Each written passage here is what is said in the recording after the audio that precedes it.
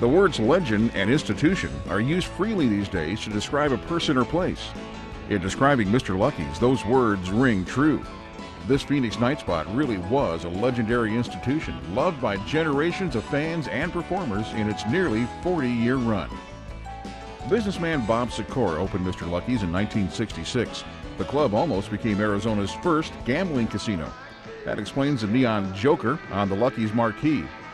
Over the years, Lucky's was known for big-name entertainment and incredible local bands, with both country music upstairs and rock and roll downstairs.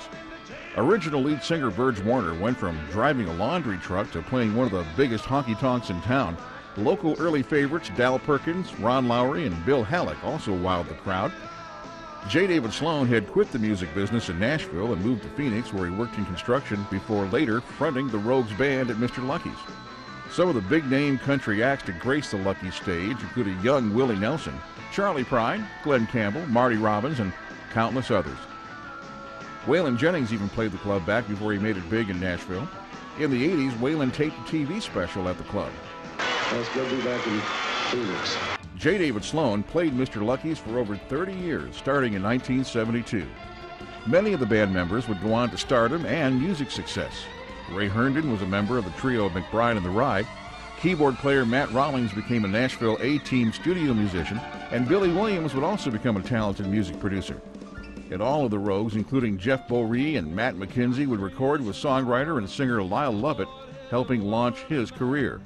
The Rogues played there until 1990, and now there was 42 members of the Rogues band. J. David Sloan has always had a soft spot for children and rising talent. Over the years, he's helped cultivate many young singers.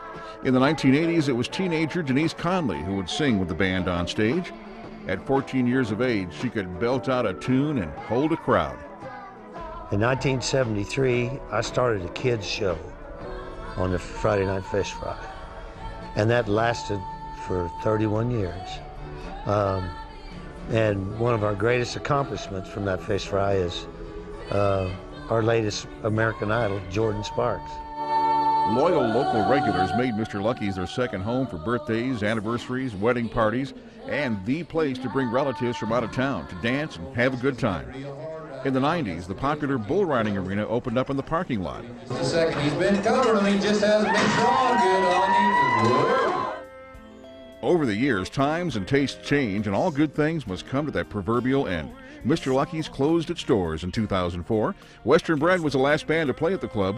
Many regulars mourn the loss, but have fond memories of one of the hottest and most popular nightclubs in the nation and the world. We had so many people said, well, we're going to sue you. No, joking. For closing, you took our life away from us. We don't have a place to go dancing anymore, what they all would say. Mr. Lucky's, the king of clubs, a famous Arizona institution. For the good time.